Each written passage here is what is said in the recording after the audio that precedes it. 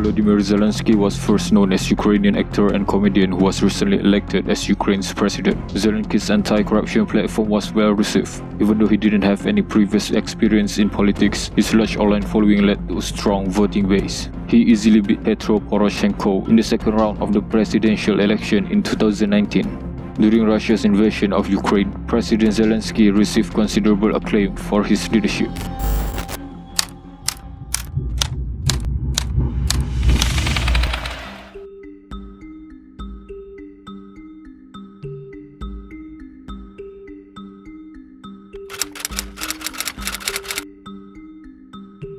Zelensky was born to a Jewish parent in the southern Ukrainian industrial town of Kryvyi Rih on January 25, 1978.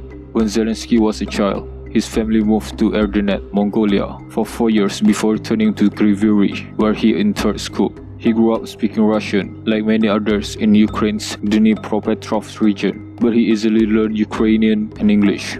In 1995, he went to Kryvyi Rih Economic Institute, which is part of Kyiv National Economic University. In 2000, he got his law degree. Despite the fact that Zelensky was licensed to practice law, his career was already taking a turn in a different direction. While still a student, he became engaged in theater, which will become his primary concentration. In 1997, his performance group, Kvartal 95, which got the name from the Quarter 95, the central Kryvyi Rih neighborhood where Zelensky grew up, appeared in the televised finals of KVN, Club of the Funny and Inventive People, a popular improvised comedy competition broadcast throughout the Commonwealth of the Independent States. Kvartal 95 became regulars on KVN and continued to perform until 2003. In the same year, Zelensky co-founded Studio Kvartal 95, which developed to become one of Ukraine's most successful and prolific entertainment studios. In 2011, Zelensky was promoted to be the general producer of Ukrainian TV station Inter TV. He was the creative director of the studio Kvartal 95 from its start until then. In 2012, Zelensky left Inter TV, and in October of that year, he and Kvartal 95 struck a co-production arrangement with the Ukrainian network 1+1. The network was operated by Ihor Kolomoisky, one of Ukraine's wealthiest men, and Zelensky's relationship with Kolomoisky came under criticism when Zelensky revealed his intention to run for office.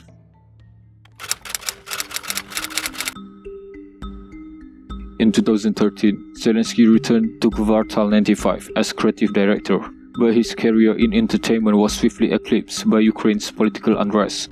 After months of public protests, Ukrainian President Viktor Yanukovych's government was overthrown in February 2014, and billionaire Petro Poroshenko was elected president of Ukraine in May. In the face of Russian-backed insurgency raging in eastern Ukraine and pervasive corruption eroding public trust in the government, Poroshenko found it impossible to implement even minor improvement. Against this backdrop, a film named Servant of the People premiered on 1+1 in October 2015. Zelensky portrays Vasily Goloborodko. He is a regular history teacher who became a viral internet star when students filmed him delivering an impassioned and profane speech about government corruption. The performance was a huge success, and Zelensky was inspired by Goloborodko's extraordinary elevation to Ukraine presidency. A political party called Servant of the People, which got the name from the viral film, was set up in Ukraine in 2018 by Kvartal 95, with Zelensky emerging as the clear frontrunner almost immediately after announcing his campaign. This news broke at 1 a.m. on December 31, 2018, interrupting Poroshenko's customary New Year's address. The difficult decision raised questions about Kolomoisky's role in Zelensky's campaign. Kolomoisky, a longtime close associate of the Poroshenko, has been living in self-imposed exile since Poroshenko seized Privatbank, a bank Kolomoisky co-founded.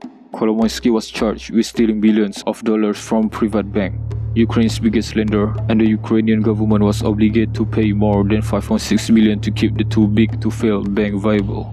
Zelensky made a strong effort to disassociate himself from Kolomoisky, supported by his unconventional campaign tactics. Long police announcements and press conferences have usually been replaced with short remarks or comedy performances posted on YouTube and Instagram. In the first round of the presidential election on March 31, 2019, Zelensky garnered almost 30% of the vote in the first round, whereas Poroshenko received less than 16%. 2 days before the second round of voting, Zelensky debated Poroshenko, and the clash had all the elements of the sports event.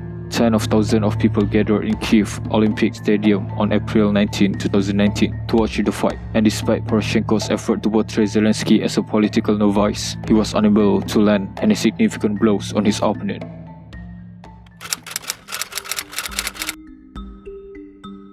On April 21, Zelensky was elected president of the Ukraine with an amazing 73% of the vote. When Putin announced his plan to provide Russian passport to Ukrainian residents residing in the separatist-controlled part of the war-torn eastern Ukraine, the president-elect faced his first foreign policy test.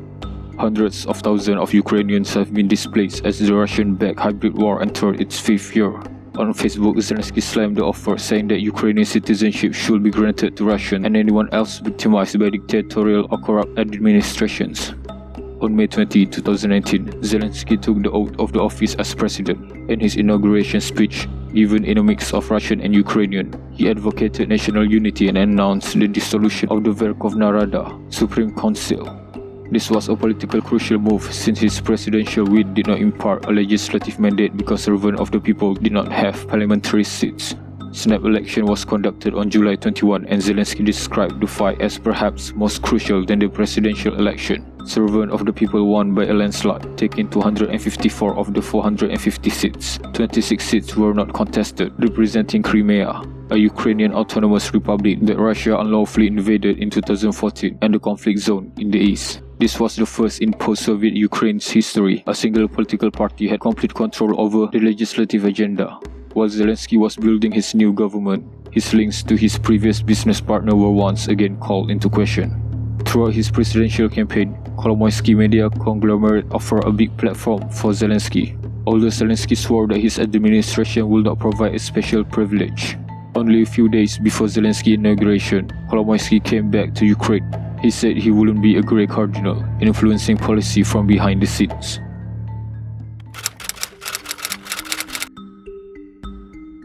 The pandemic had a significant impact on everyday life in Ukraine, as well as in a number of other nations throughout the globe. Despite Zelensky's establishment of the statewide mitigation plan to limit the spread of the disease, the virus' potentially lethal illness, some local authorities defied Kyiv orders. Mayors for many of Ukraine's biggest cities fought with Zelensky over planned company closure and lockout tactics, armed with 2014 government changes that gave them a lot of power. The tug of war between Zelensky and the mayors will have a huge impact on the October 2020 municipal election. Regional parties won most of the mayoral elections, but national parties, like Zelensky's servant of the people, had a hard time. The electoral setback represented a general fall in the popular support for Zelensky. As long as the situation in eastern Ukraine remained unresolved, his populist reform plan seemed to have stagnated. While Zelensky was able to get his political platform off the ground with the enactment of the legislation limiting oligarch power, the Russian-backed insurgency in the Donbas quickly evolved into the most serious danger to European stability since World War II. In late 2021, Russia launched a significant buildup of soldiers and equipment along the Ukrainian borders. Additional Russian troops have been sent to Belarus, reportedly for military exercise, and substantial Russian naval presence have been established in the Black Sea. Western intelligence service saw the step as a clear indication of the impending invasion, but Putin denied any such aim. Western officials began talks with both Putin and Zelensky in an attempt to avoid a massacre, but Russia's war preparations continue. On February 21, 2022, Putin said that he will recognize the self-proclaimed People Republics of Donetsk and Luhansk as distinct states and appoint peacekeepers to both areas. Western leaders retaliate with penalties, and Zelensky made a televised appeal for peace to the Russian people on February 24. Soon after, at 6 a.m. Moscow time, Putin proclaimed the start of the special military action, and Russian cruise missiles start pouring down on Ukrainians' target. Global leaders condemned the illegal act, and Zelensky attempted to garner global support. On the first day of the fighting, hundreds of military personnel and civilians were killed when Russian soldiers and armored vehicles flooded into Ukraine from Russia. Russia occupied Crimea and Belarus in an effort to get people to back Russia. Zelensky warned that a new Iron Curtain was on its way to Europe. Zelensky became the face of Ukraine's opposition, and his talent in the entertainment industry and media savvy provide Ukraine with a weapon that Putin could not fight. The information battle was unquestionably won by Zelensky, as Russian media outlets sought to disseminate the bogus idea that he had left the city. Zelensky rushed to the streets and caught himself standing boldly in the downtown Kyiv, Zelensky is believed to have remarked in response to the US offer to remove him from the fighting zone, "The fight is here. I need ammunition, not a right."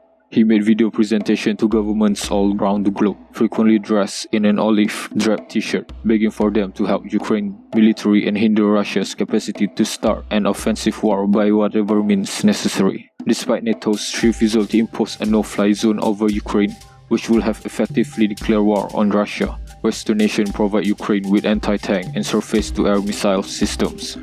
Furthermore, the sanctions that were put on Russia were some of the worst ever. This caused a lot of damage to the Russian economy.